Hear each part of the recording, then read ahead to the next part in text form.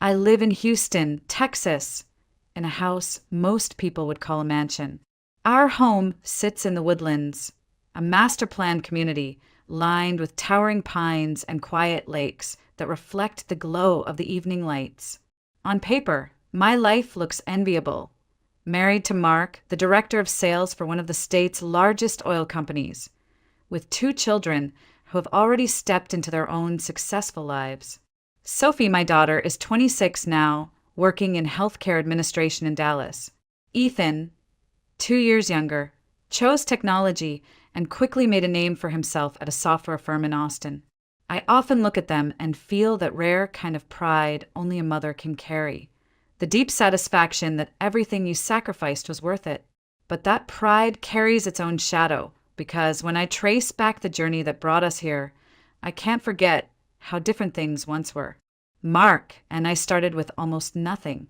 In the early years of our marriage, we lived in a cramped 2-bedroom apartment just outside downtown. The kitchen sink leaked constantly, the old radiator clanged through winter nights, and the walls were thin enough that I could hear the neighbor's television like it was in our own living room. We couldn't afford more, but we were happy in a way that felt unshakable. We studied late into the night together.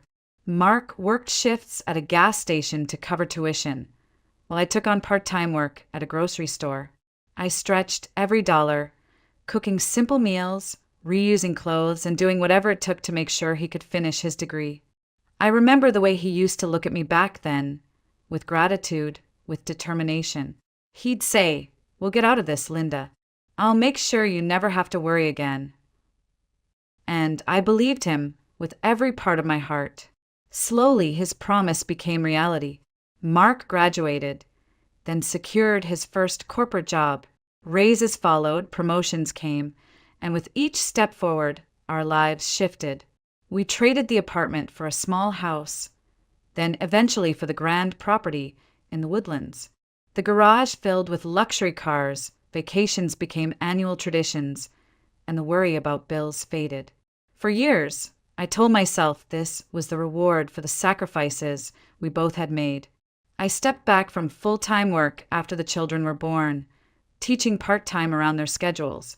Instead, I poured myself into raising Sophie and Ethan, into keeping our household not just running, but thriving.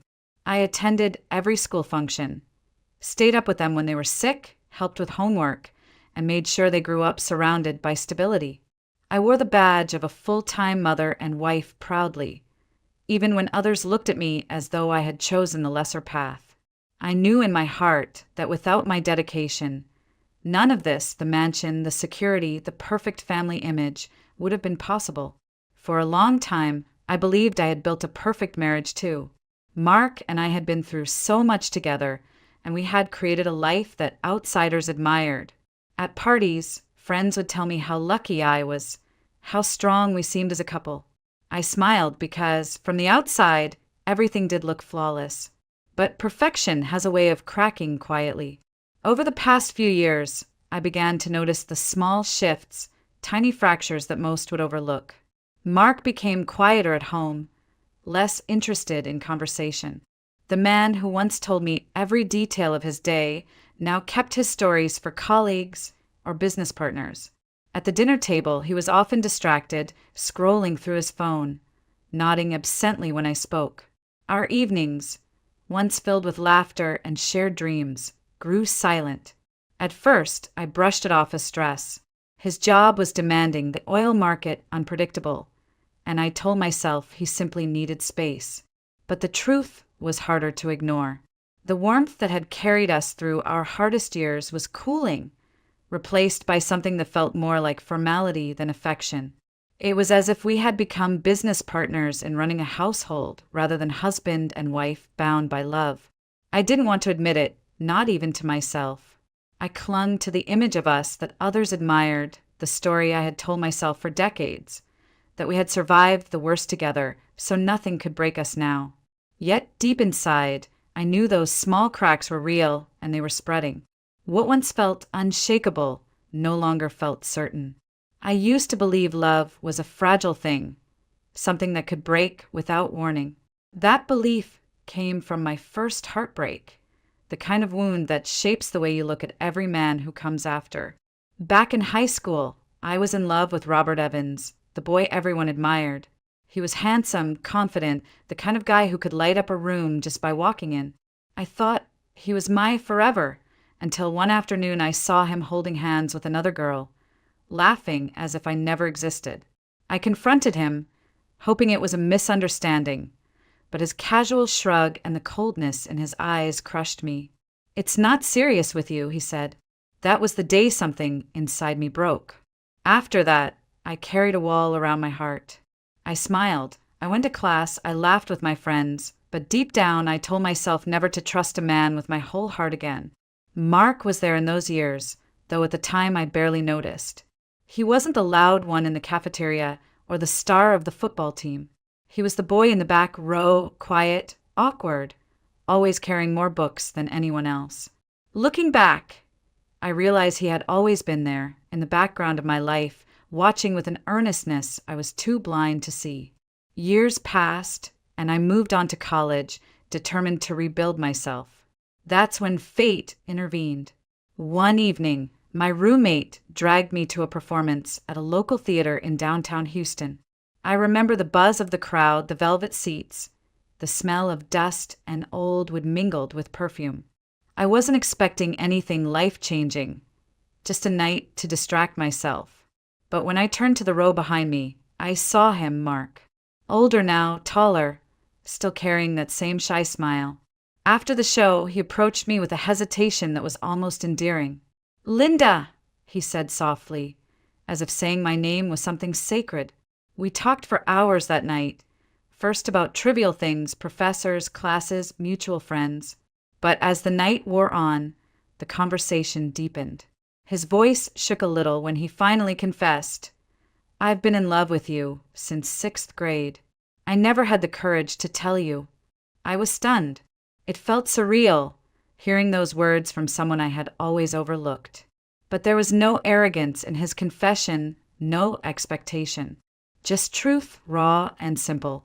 And for the first time since Robert shattered me, I felt something stir inside, a flicker of safety. We started seeing each other, slowly at first. Mark was nothing like Robert. He didn't sweep me off my feet with grand gestures or sweet lines whispered under the bleachers. He was steady, patient. Our first date wasn't dinner at a fancy restaurant. It was coffee in a small diner near campus. Our first kiss wasn't fireworks and drama. It was quiet, gentle, in the parking lot after he walked me home. But in that moment, I felt something I hadn't felt in years: trust. I remember the first time he hugged me. It wasn't just an embrace, it was an anchor. I buried my face against his chest and realized that for once, I didn't feel the urge to keep a part of myself hidden. He didn't try to fix me or pretend I wasn't broken. He just held me, as if to say, "I see you and it's enough." That was the turning point. Love didn't have to be fragile, not with Mark. With him, it was sturdy, built on patience and sincerity. One step at a time, he helped me believe again. Eventually, that belief grew into a marriage, into a family. Sophie and Ethan came along, and our lives became a whirlwind of diapers, bedtime stories, school recitals, and laughter that filled every corner of our modest little apartment back then. When I look back now, it's that foundation, those simple moments of honesty and gentleness, that carried us through the hardest years. Our love wasn't born out of drama or passion that burns out. It was built brick by brick, a fortress that I thought nothing could tear down. But sometimes, even the strongest walls can begin to crack. The early years of our marriage were nothing like the life we live now. Our small duplex on the outskirts of Houston was cramped, its walls thin enough that I could hear the neighbors argue through the night. Money was always tight, and sometimes I'd sit at the kitchen table with a pile of bills in front of me, trying to stretch a single paycheck across groceries, utilities, and diapers.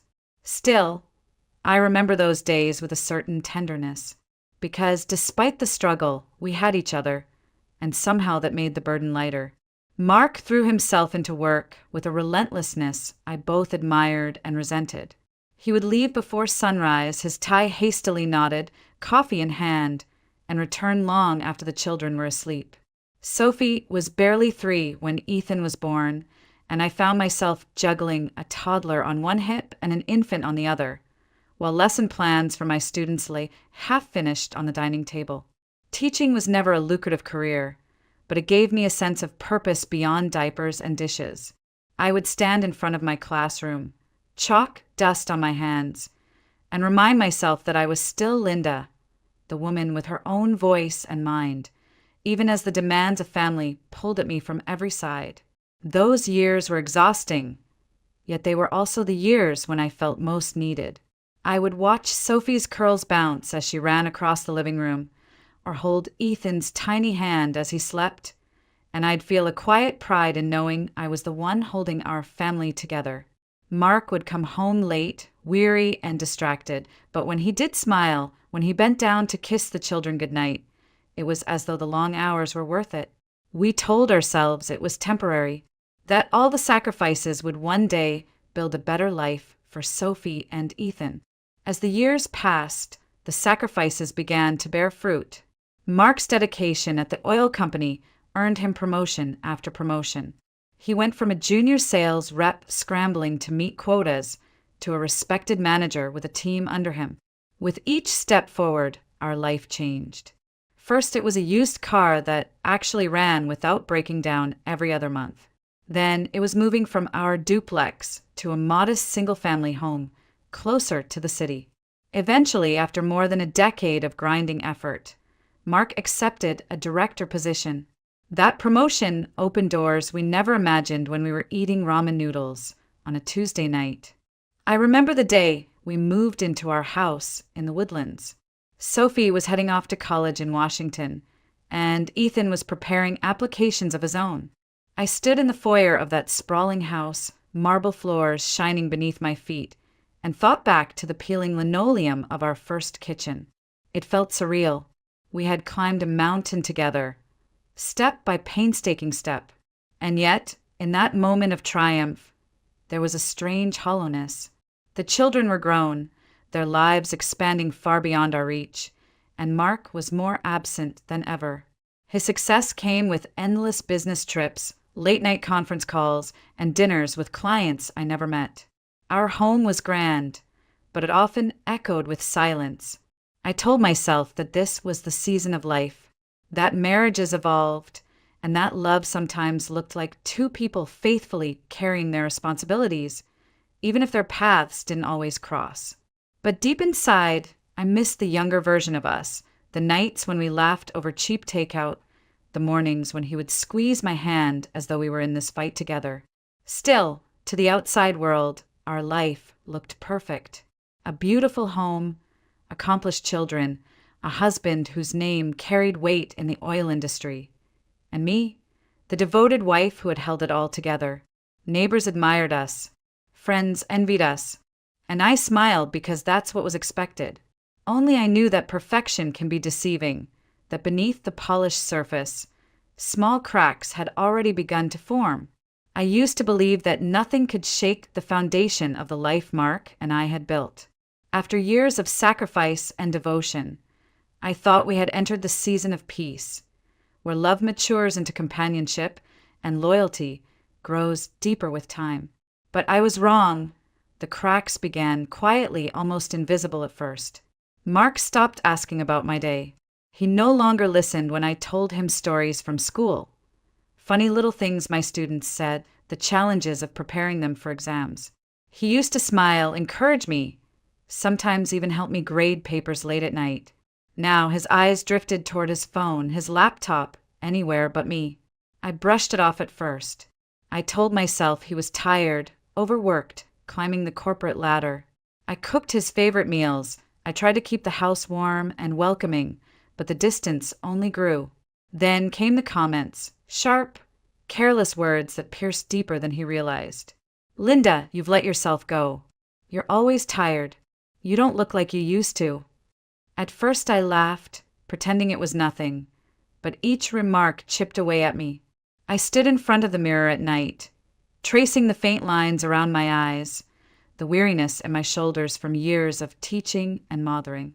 I saw the woman who had given everything to her family, yet somehow was now invisible. That was when Chloe Carter appeared. She was young, vibrant, with hair that shone under the office lights, laughter that rang too easily. Mark mentioned her once, a new assistant, very capable. Then suddenly I heard her name too often. A slip of the tongue, a story retold, a smile he didn't know he was giving away. I tried not to think the worst. For weeks I lived in denial. But then Valerie Parker, my closest friend since college, pulled me aside one afternoon. Her face was pale, her voice low. "Linda, I don't know how to tell you this, but I've seen Mark's car more than once, parked outside an apartment building on Jefferson Street, always at night." The ground shifted beneath me. My chest tightened so hard I couldn't breathe. I wanted to scream at her, to deny it, to call her a liar. But Valerie's eyes held sorrow, not malice. She loved me too much to invent something like this. That night, I sat alone in the living room after everyone had gone to bed. The silence pressed in, and the truth began to unravel inside me. Every cold glance, every cruel word, every unexplained late night at the office, it all aligned too perfectly. Chloe wasn't just a name anymore. She was the shadow in my marriage, the third presence at our table, the ghost in my bed. Tears blurred my vision, but beneath the grief, something else stirred. A deep, simmering anger I had never known before. After all the years I gave him, my youth, my trust, my body that bore his children, Mark chose to betray me for a fleeting thrill. I clenched my hands until my nails dug into my skin. I whispered into the darkness, not to anyone in particular, but to myself. If this is true, he has no idea what I'm capable of. That Friday afternoon, the autumn air felt heavier than usual. My hands gripped the steering wheel tighter as I followed Mark's car down the familiar streets of Houston. For days, I had tried to push away Valerie's words, her gentle but hesitant warning that she had seen Mark's car parked near a downtown apartment building far too often. I told myself there had to be an explanation. Business, late meetings, client visits. But deep down, something inside me had already known the truth. And today, I needed to see it with my own eyes. When Mark's car finally slowed and turned into a shaded driveway, my heart pounded so hard it almost drowned out the sound of my own breathing. I parked a short distance away, hidden behind a row of trees, my fingers trembling as I clutched my phone.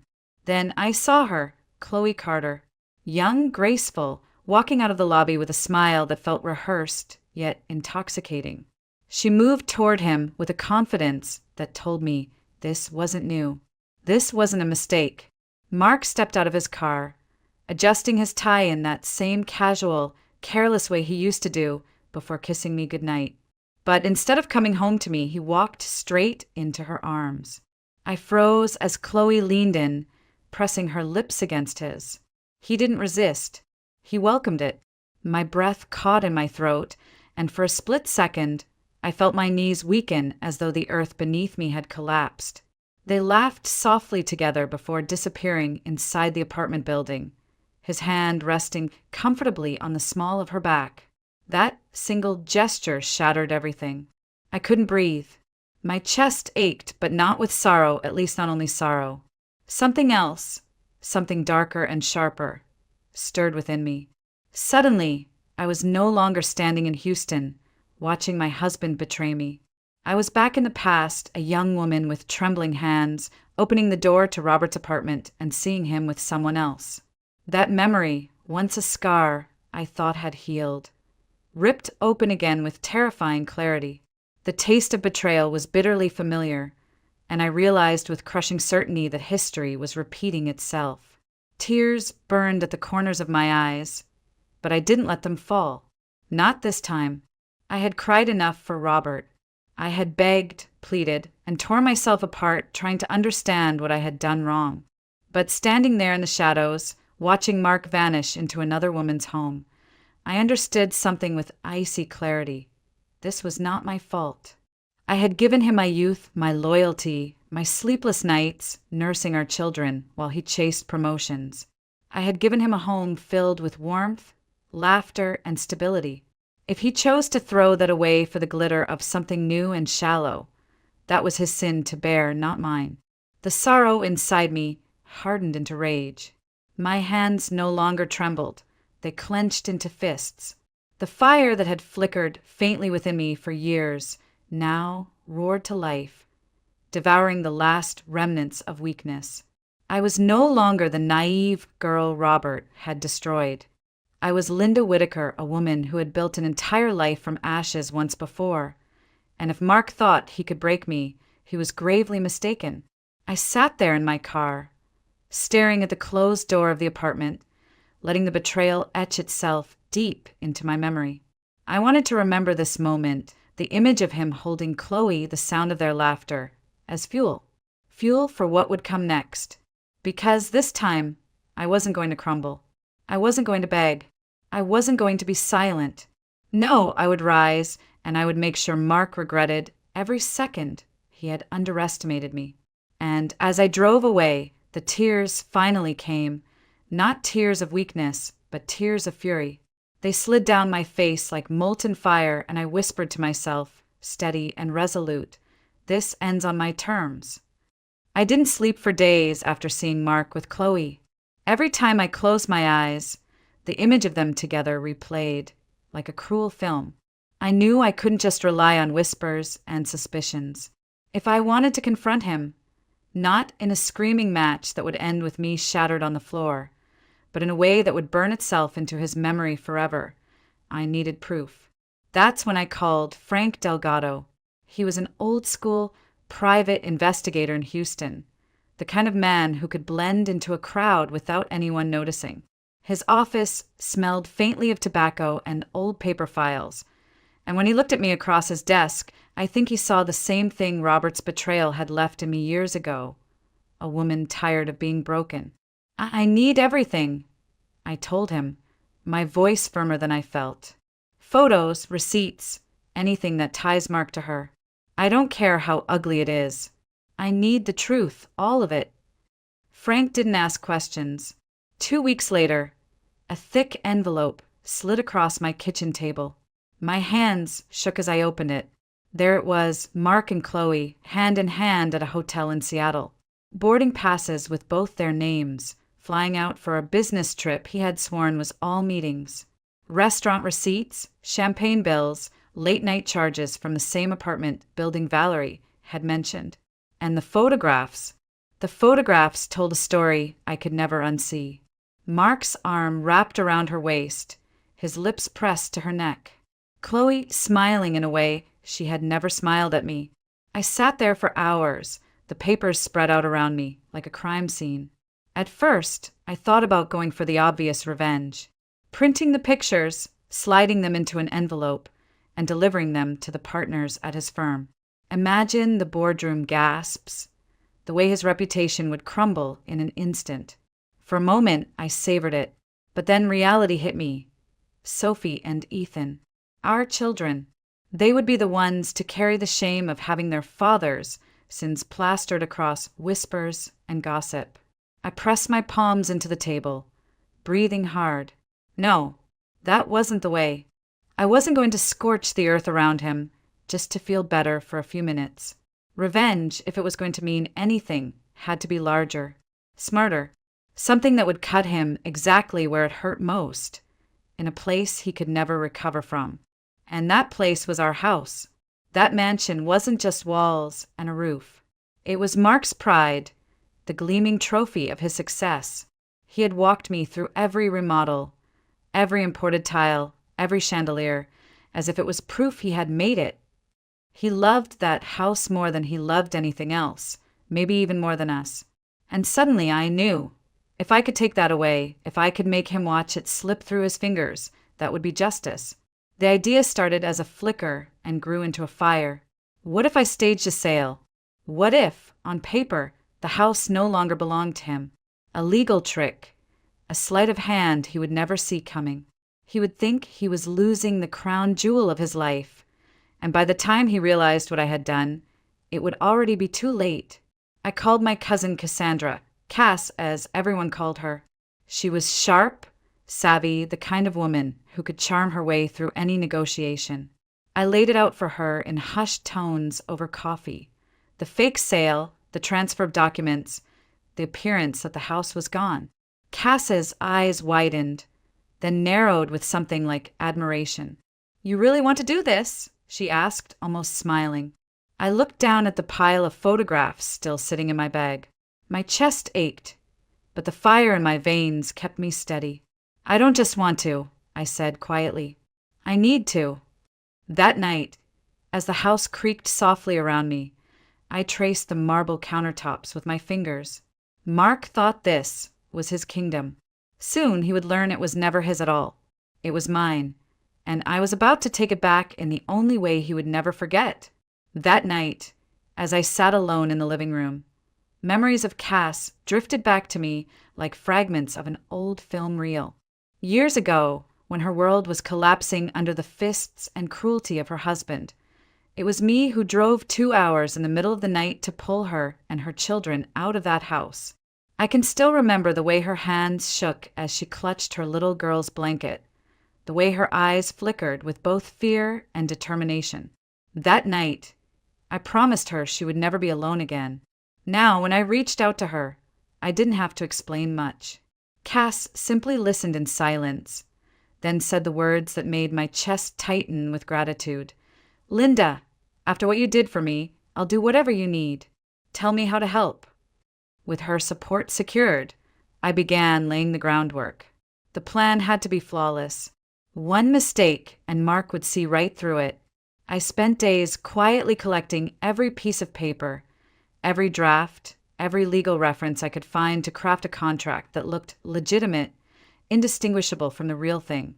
Cass connected me with a friend, an attorney who owed her a favor, who quietly tweaked the language to make the sale look official, though the terms would ensure I could reclaim the property later. For weeks, I rehearsed how it would unfold. Timing would be everything. I needed a moment when Mark's guard was down, when his arrogance and carelessness would blind him. And then the night presented itself. He stumbled in well past midnight, the scent of whiskey heavy on his breath, his tie hanging loose around his neck. His eyes were glassy, his movements sluggish, but his mouth still curled into that same smug grin that once charmed me and now only repulsed me. He tossed his keys on the counter, barely noticing me sitting at the table with a neat stack of papers. "What's this?" he slurred, his voice thick. I kept my tone calm, steady, almost disinterested. "Just some refinancing paperwork. With the market right now, it's the perfect time. We could save a lot of money, Mark." He groaned, rubbing his temples. "You and your money-saving schemes. Fine, where do I sign?" I slid the papers toward him, my heart pounding so hard I thought it might echo through the room. My palms were slick with sweat, but my expression betrayed nothing. I placed the pen in his hand, steadying it just enough so the signature came out clean. He didn't even read the words. Of course he didn't. Mark had always assumed I existed to manage the details, to tidy up the loose ends of his life. With a careless flick of his wrist, he scrawled his name on the final page. The moment the ink met paper, a current of triumph surged through me. My entire body trembled with a strange mixture of fear and exhilaration. He had no idea what he had just done. No idea that in one drunken moment of arrogance, he had handed me the weapon I needed to dismantle him. He shoved the papers back across the table and staggered toward the bedroom, muttering something about an early meeting. I sat frozen, staring at his signature as though it were glowing, a sacred mark on the page. The air in the room shifted. For the first time in months, I felt like I could breathe again.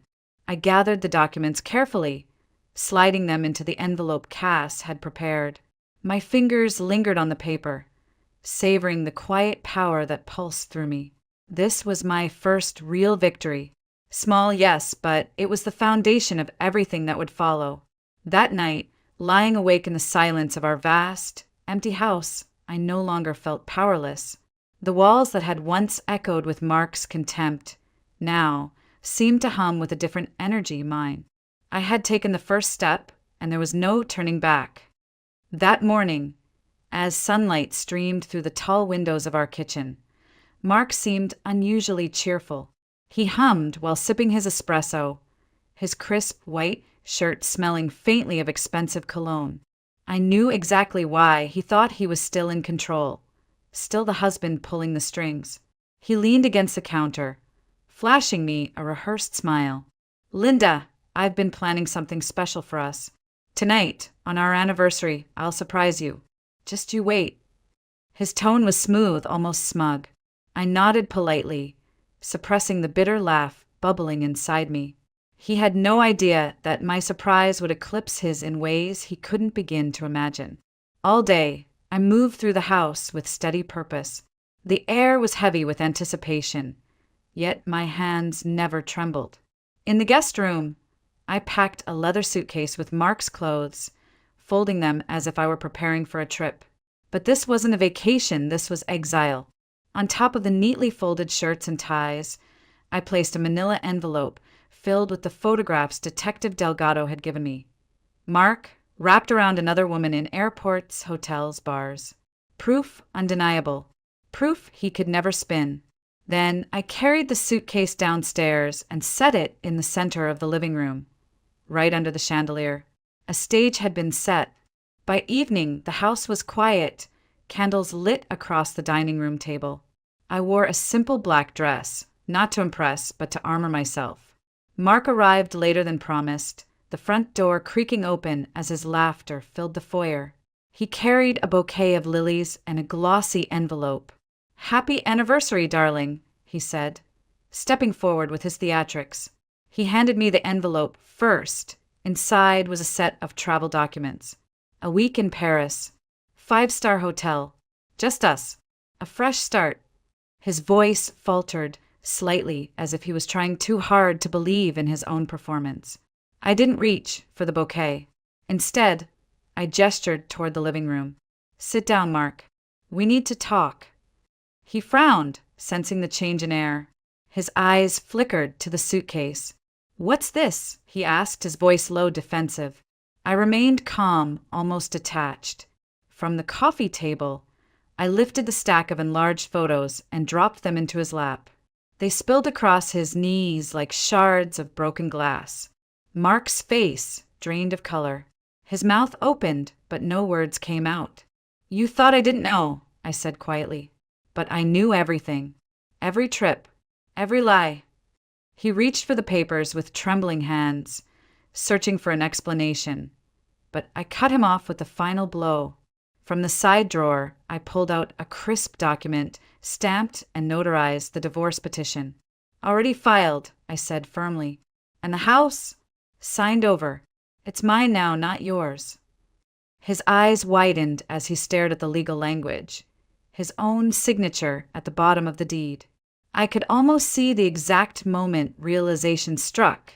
That drunken night, when he had scribbled his name without reading, had sealed his downfall. The silence stretched heavy.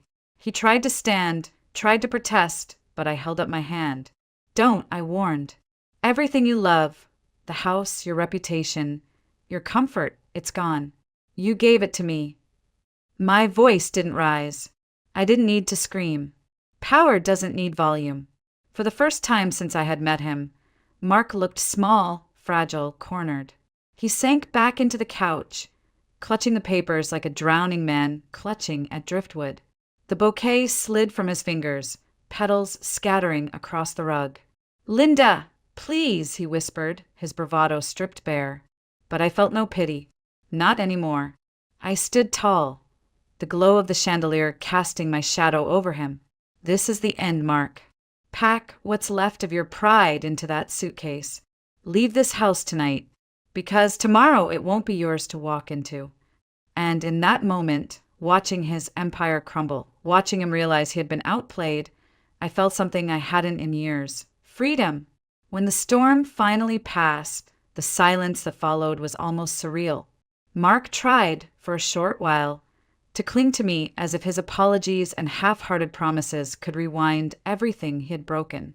But his words carried no weight anymore. I had already stepped beyond the threshold of pain. I was no longer the woman who once wept behind closed doors. The final blow did not even come for me. Chloe, the woman he had risked everything for, the one he thought would always stand by him, walked away the moment she realized his fortune and his house no longer belonged to him. I remember seeing her car pull away without so much as a goodbye. Mark stood there like a man stripped of armor, abandoned by the very person he had gambled our marriage on.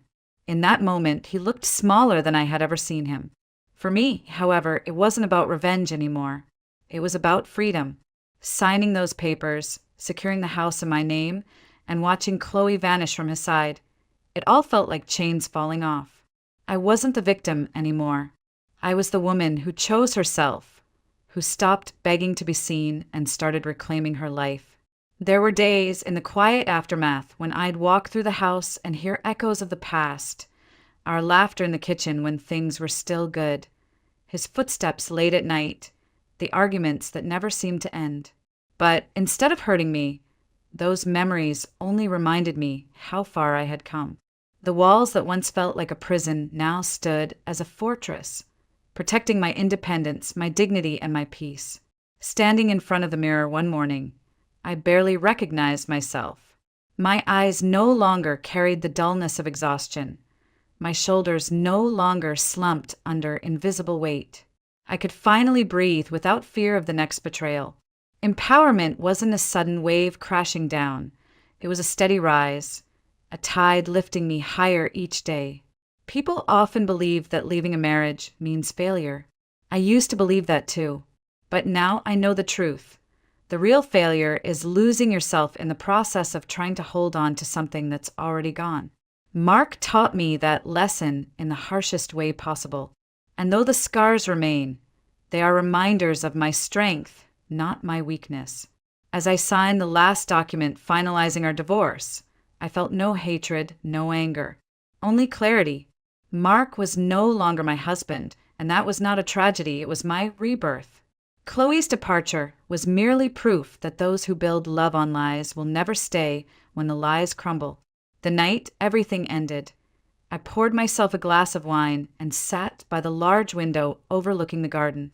The city lights shimmered in the distance, and for the first time in years, I felt a profound stillness.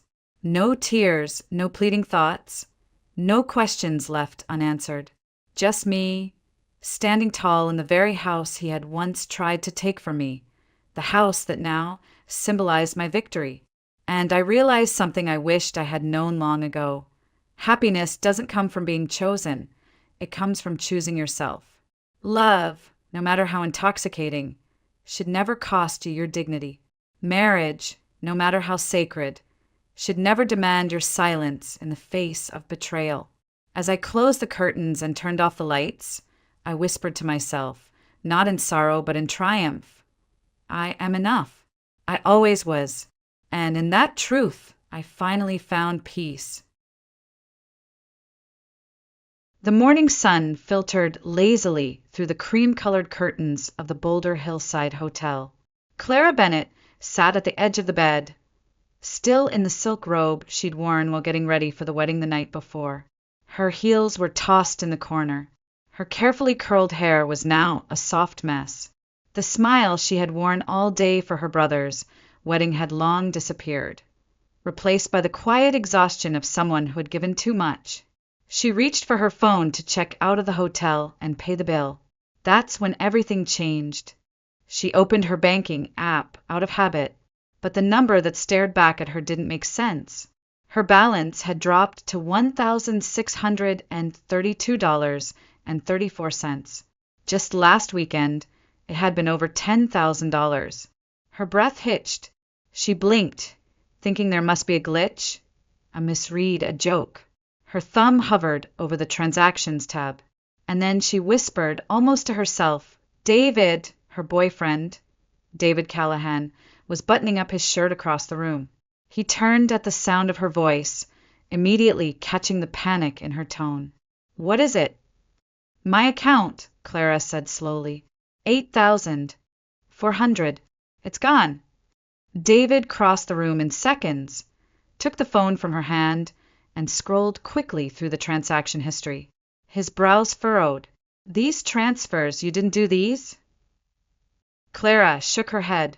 No, the screen showed 3 major withdrawals made in the span of 20 minutes, all timestamped just the night before.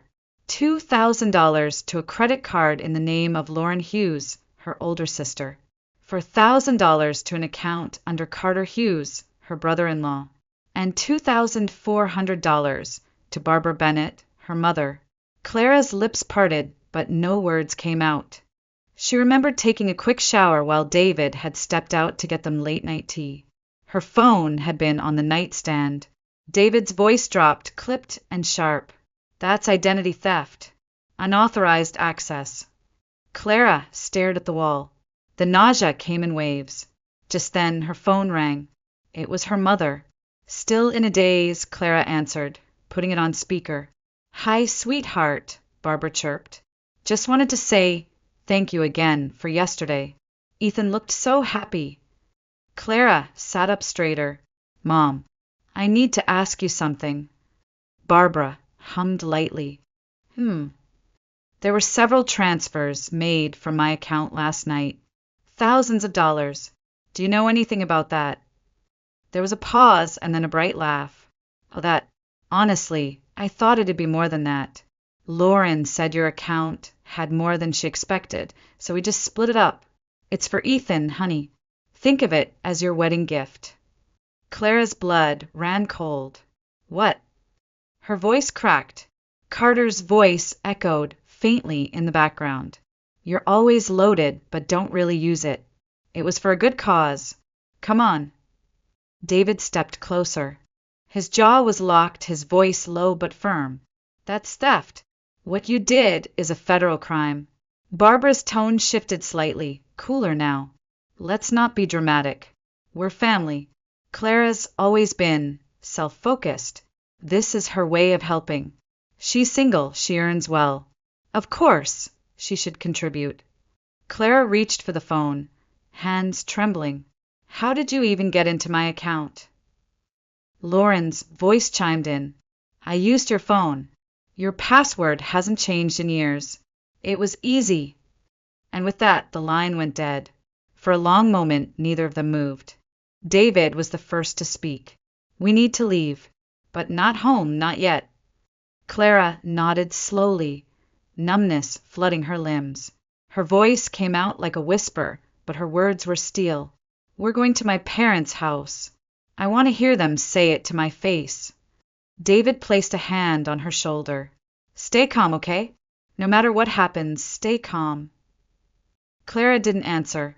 She didn't need to, because in that moment, something inside her had changed.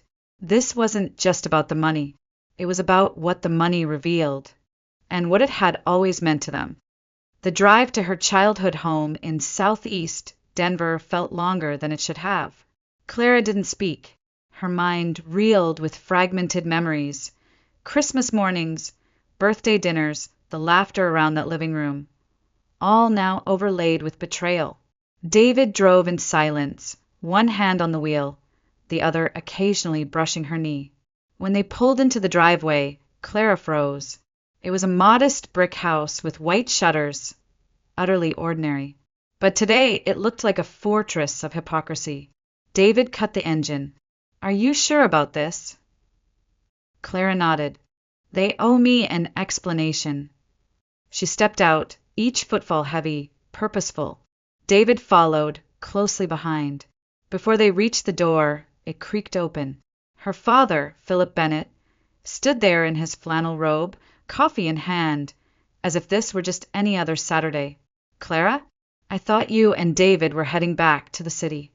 She walked past him without a word. Her boots echoed against the hardwood floors as she entered the living room. Lauren was sitting cross-legged on the couch, scrolling her phone. Carter sat beside her, relaxed, sipping coffee from a mug that read, World's Best Dad. Barbara was fluffing a pillow. They all looked up and froze. Clara didn't sit. How did you access my account? Lauren blinked. I already told you. Your phone. While you were showering. The The password was still your graduation year. Don't look so shocked. Clara's voice trembled. Why would you do that? Carter leaned back, one arm draped casually over the sofa. Because we needed it. Do you know how expensive it is raising kids? Clara, you live alone. You travel. You buy designer handbags and espresso machines. Meanwhile, we're drowning in expenses. Clara stared at him. So that gives you the right to steal from me? Barbara spoke up, her tone soft and dismissive. Clara, don't make this bigger than it is. We've always supported each other. It's what families do.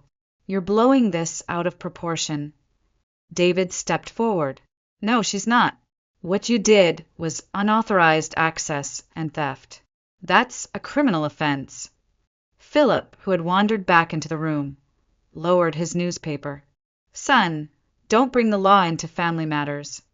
Then maybe you should have acted like family, Clara snapped. Lauren scoffed. Oh, please. You think you're better than us because you make 6 figures and live in a high-rise? We're the ones struggling. You think gifts and birthday checks make you superior? That's just your duty. You don't have a family of your own. You should help the one you came from. Clara's breath caught. For years, she had tried to be generous. She bought Harry a laptop for school. She paid for Margaret's ballet lessons when Lauren and Carter couldn't. She thought she was helping, not paying rent for love. Unbelievable, she said quietly. You don't even see it. See what? Barbara asked, arms folded. That I was never your daughter, just your donor. The room fell silent. You think I'm selfish because I kept some part of my life just for me. Because I didn't hand over every dollar the second you hinted. But what about you? What kind of people steal in the night and call it love? Barbara shook her head. We didn't steal. We borrowed. David let out a short laugh. Borrowed? With no intent to return it? With deception and unauthorized use? That's not borrowing. That's criminal. Philip stood up. You need to leave, both of you. This house doesn't need threats or drama. David turned to Clara. You ready? She didn't respond. She looked at the faces around the room. Her sister's disdain, her mother's detachment, her father's indifference, her brother-in-law's smug entitlement. This was her family, and they didn't even flinch. We're done here, she said, turning for the door. But this isn't over. As they stepped outside, Carter called out, Don't be so mad, Clara. With your salary. You'll make it back in no time. Clara stopped, but didn't turn around. No, she said. You won't. And with that, she closed the car door, severing something silent but final. The drive back to Denver was silent, but Clara's thoughts were anything but. She stared out the window, her reflection staring back at her with hollow eyes. Her family had just stolen from her, lied to her, justified it, and somehow still believed they had done nothing wrong. Every word they said echoed in her mind, not with confusion, but with clarity. David's hands were tight on the steering wheel, his jaw set. When they got back to Clara's apartment, he placed her phone on the kitchen counter and poured 2 glasses of water. Do you want to talk? Clara shook her head. Not yet. Instead, she went to her desk and pulled out a worn folder. She hadn't touched it in years. It held past bank statements, notes from when she helped Lauren with bills, payment confirmations for Ethan's college prep program, even old Venmo transfers labeled Mom's Meds or ballet tuition. She flipped through the pages, one after another, until her fingers trembled. There was so much, too much. David approached quietly. I know this is overwhelming, but Clara, I need to ask you something. What do you want to do? She looked up. I don't know. Do you want to let this go? Clara hesitated. They're my family, David. He crouched down next to her chair, meeting her eyes. If a stranger took $8,400 from you while you were in the shower, would you go to the police? Of course. Then why not now?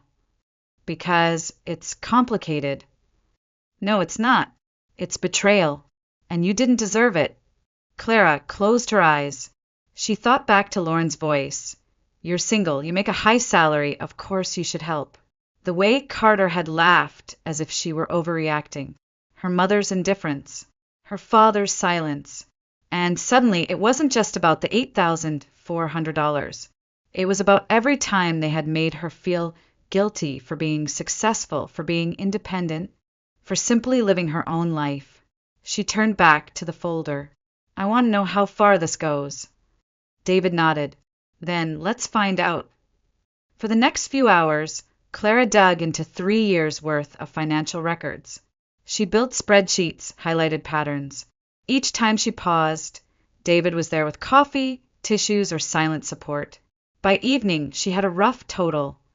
Over $15,000 in requests, loans, or emergencies from her family, most of which had never been repaid.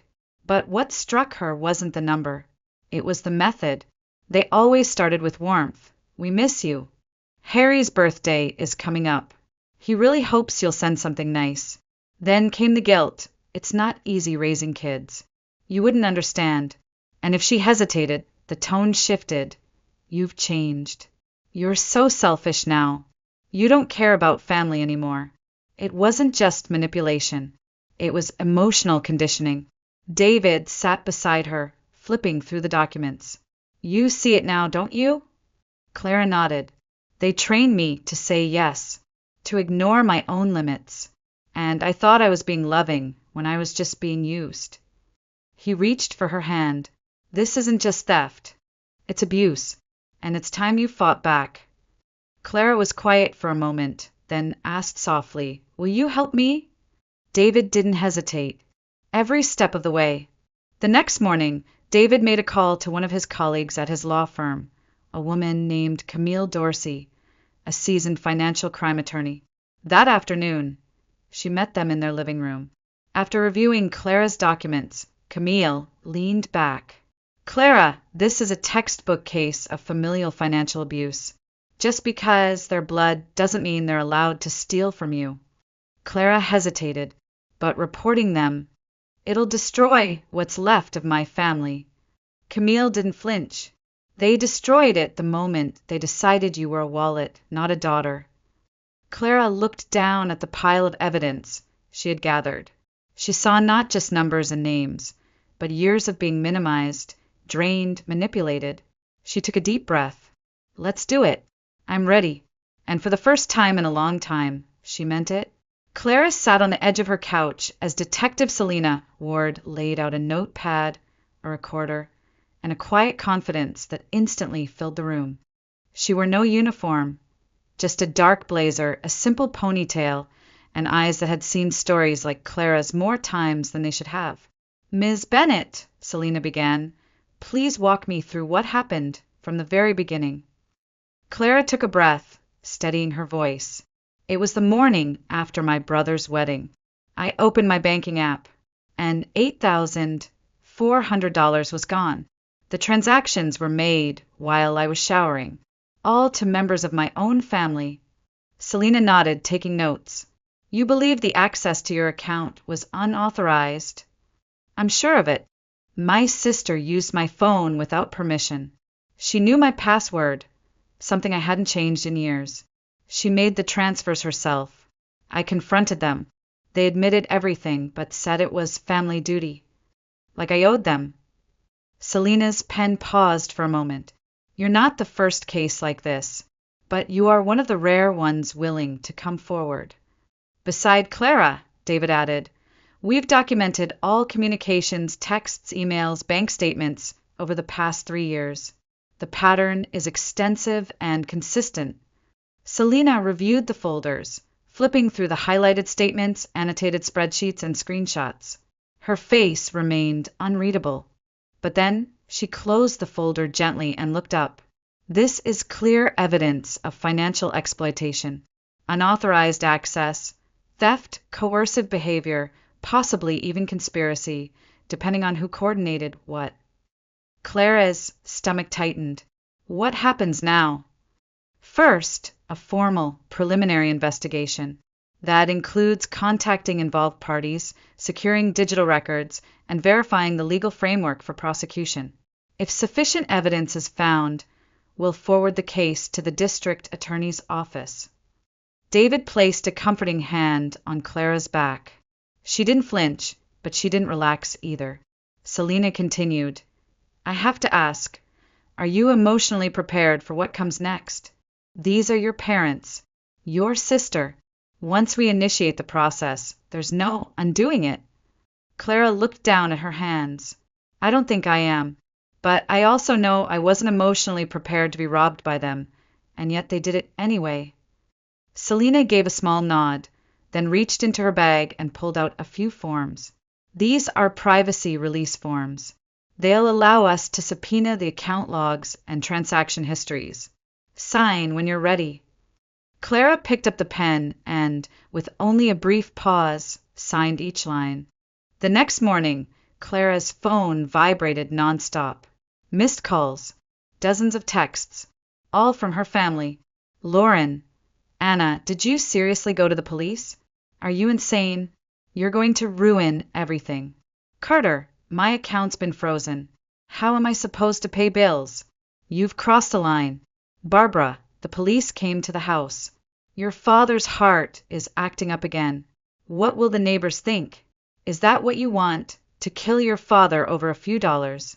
Clara replied only once, to all of them. That's your own doing. Don't contact me again.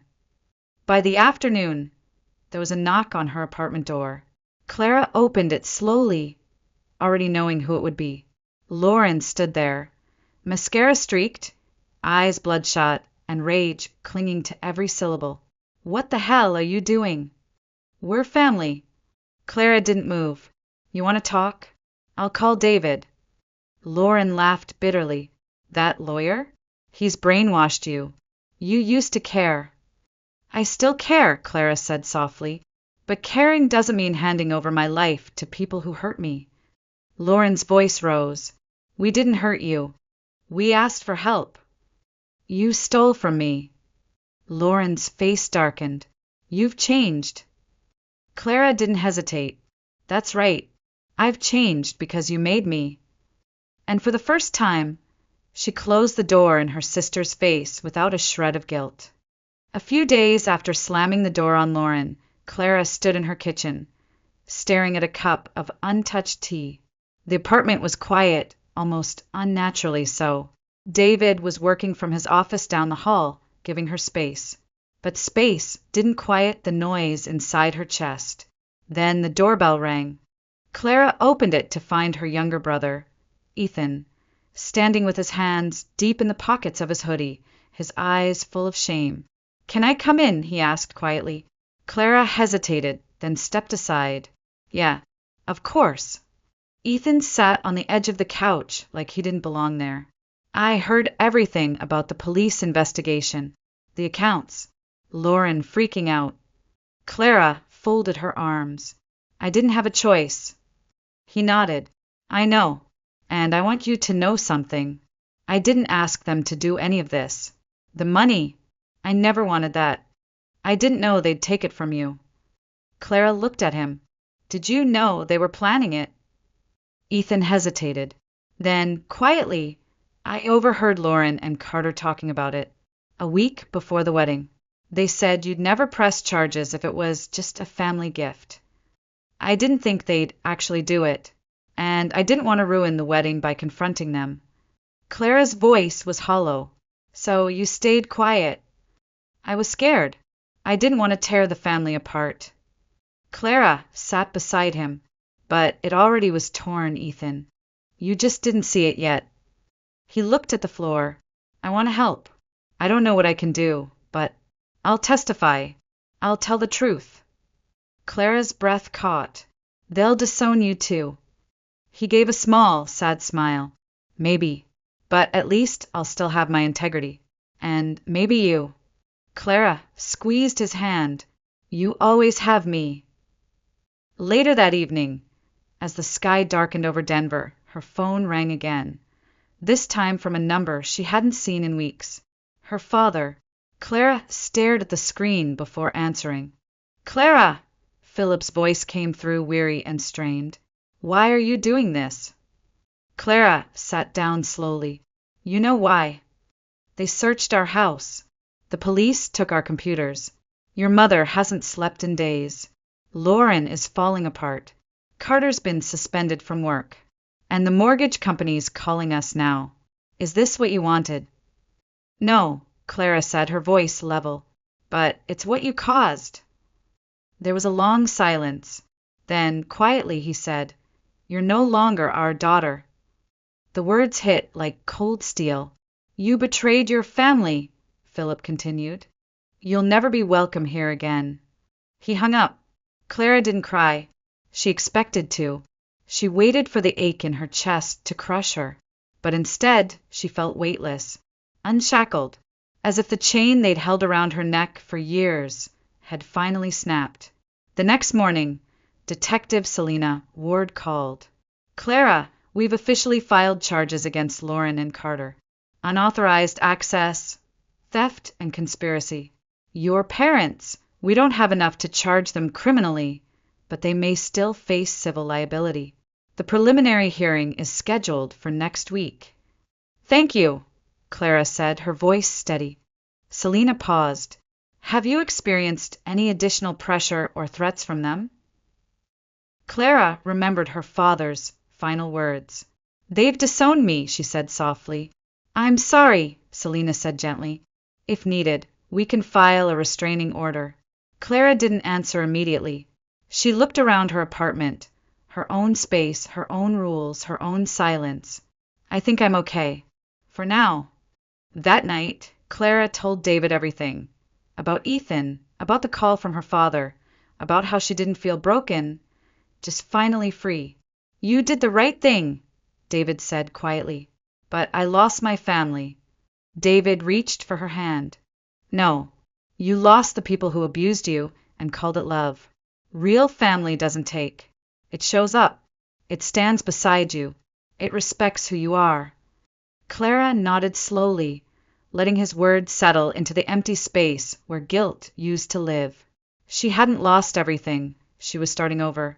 And for the first time it would be on her terms. The courtroom was smaller than Clara expected.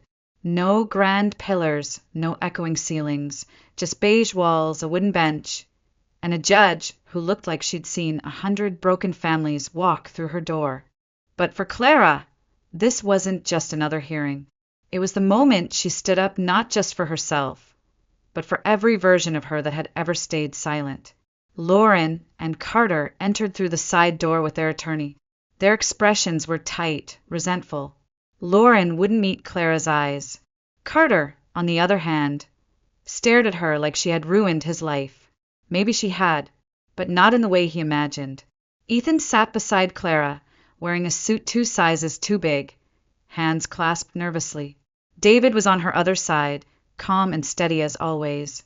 When the judge entered, everyone rose. Then it began. The prosecution presented the financial records first. Clear, chronological, undeniable. Transfers made without consent. A digital trail that led straight from Clara's phone to accounts registered under her sister, brother-in-law, and mother. Then came Clara's own testimony. She spoke clearly, steadily, recounting the moment she opened her app. The confrontation, the manipulation masked as duty. Then Ethan stood. His voice shook at first, but he found his rhythm. I overheard them planning to take the money. They said Clara wouldn't fight back because she owed the family. They knew what they were doing. That was the turning point. Even the defense lawyer's arguments about family misunderstanding fell flat under the weight of Ethan's words and Clara's documentation. When the judge finally spoke, her tone was grave. The defendants, Lauren Hughes and Carter Hughes, are hereby found guilty of unauthorized access and theft. The court sentences each of you to 3 years of supervised probation. In addition, you are ordered to repay the victim, Ms. Clara Bennett, the full amount of $8,400. You are also to pay $5,000 in damages for emotional distress. She paused. Furthermore, A 5-year restraining order is issued against both defendants. Any attempt to contact Ms. Bennett, directly or indirectly, will be considered a violation and result in immediate legal consequences. Lauren gasped. Carter muttered something under his breath. But Clara remained still. This was justice, not revenge, not retribution, just the return of balance. And truth. As they left the courtroom, Lauren's eyes met Clara's for the briefest second. But it wasn't hate Clara saw, it was fear. Not just of the law, but of consequence, of accountability, of finally being seen for what she was. Outside, the sky was overcast, but Clara felt light. "You okay?" David asked. She nodded. "Yeah, I think I really am." That evening, Clara and David met his parents, Estella and Richard Callahan, for dinner in the suburbs. They had heard the full story by now.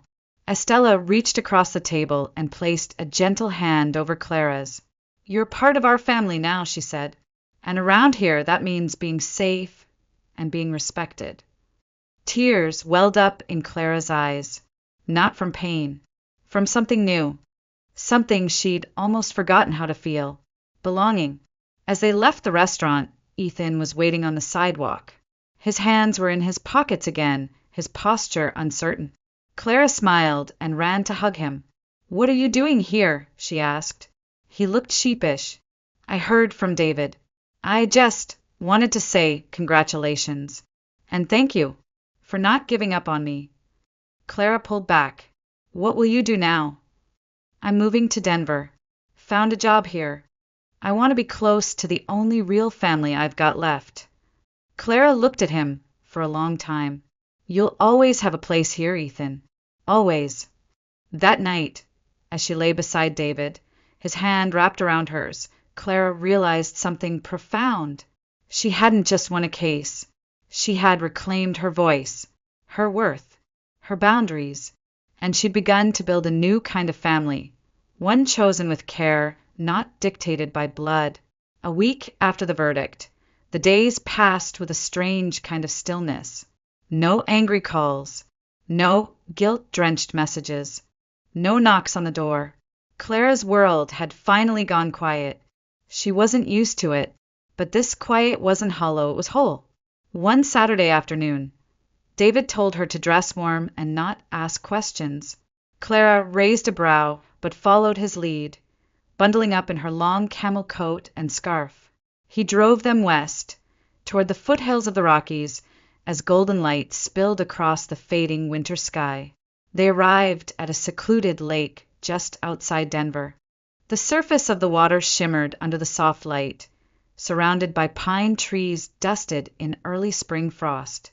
And right at the edge of the dock, a table set for two. Candles flickered gently under glass. A bottle of wine rested in a silver cooler. Clara's eyes widened. "What is this?" David smiled. "A new chapter." They ate quietly, the silence between them now soft, not tense. They spoke of things beyond the past, travel plans, books, what kind of dog they might one day adopt. The kind of conversations people have when life feels possible again. As twilight turned to dusk, David stood. He walked around the table and took her hands. "Clara," he said, his voice low and certain, "these past few months, I've watched you fight for yourself in a way most people never find the courage to do. You stood against people who should have protected you, and you protected yourself." He reached into his coat pocket and pulled out a small blue velvet box. Clara's breath caught. David knelt, opened it. Inside was a simple, stunning diamond ring that sparkled like the surface of the lake. "I don't want to fix you," he said, "because you were never broken. I just want to build something new with you. Clara Bennett, will you marry me?" Tears blurred her vision, not from grief, not from loss, but from the overwhelming, quiet realization that she was finally being chosen, not out of need, not out of guilt, but from love. "Yes," she whispered. "Yes, I will." They embraced under the stars, the sound of water lapping gently behind them, the wind crisp with the scent of pine. For once, Clara didn't look back, not toward her past, not toward what she had lost, only forward. A few days later, a letter arrived at her apartment. No return address. Inside was a handwritten note, folded carefully. Dear Clara, you may not remember me, but I'm Jenna Matthews, Carter's cousin. We met once at a barbecue years ago. I just wanted to say thank you. I was in a similar situation for years. My family used me, always calling it help or being there. And I stayed quiet, but after hearing what you did, I finally told them no. You gave me courage. It's not just about the money. It's about finally saying I deserve better. Thank you for reminding me I have the right to say that. Clara pressed the letter to her chest. In that moment, she understood something deeper than any court ruling could offer. This wasn't just justice for her. It was a ripple, a signal, a silent permission for others to protect themselves too. Later that night, as she sat curled beside David on the couch, he looked over and smiled. You okay? Clara nodded. Better than okay. He kissed the top of her head. You're not alone anymore. And she believed him. Because this time, family wasn't blood. It wasn't duty. It wasn't silence in the face of harm. It was safety. It was love. It was a choice. The news story aired late on a Tuesday night. Clara hadn't known it was coming. Detective Selena Ward had only mentioned internal awareness campaigns. But there it was, a small segment titled The Hidden Epidemic, Financial Crimes Within Families. Her name wasn't used. Her face wasn't shown. But her story was unmistakably hers. The broadcast featured anonymous voiceovers, reconstructed text messages, a simple graph showing the staggering rise in familial financial abuse among adult children with high incomes. Clara watched it from her living room, David's arm draped around her, Ethan sitting on the floor cross-legged with a bowl of popcorn untouched beside him.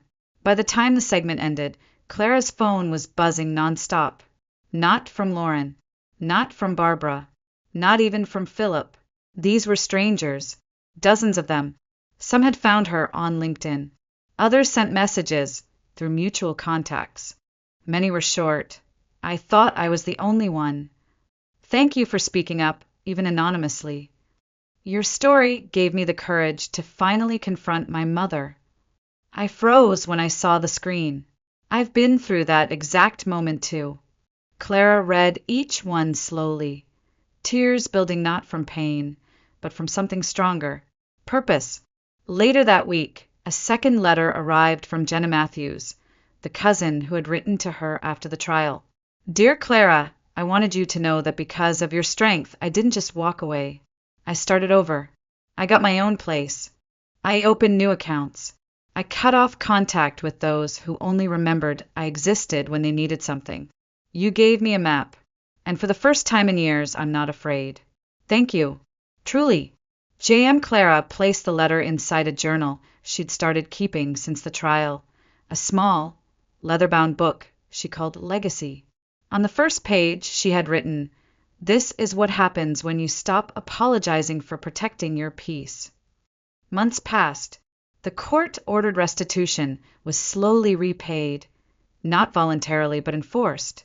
The $8,400 came back in small portions, garnished directly from Carter and Lauren's accounts.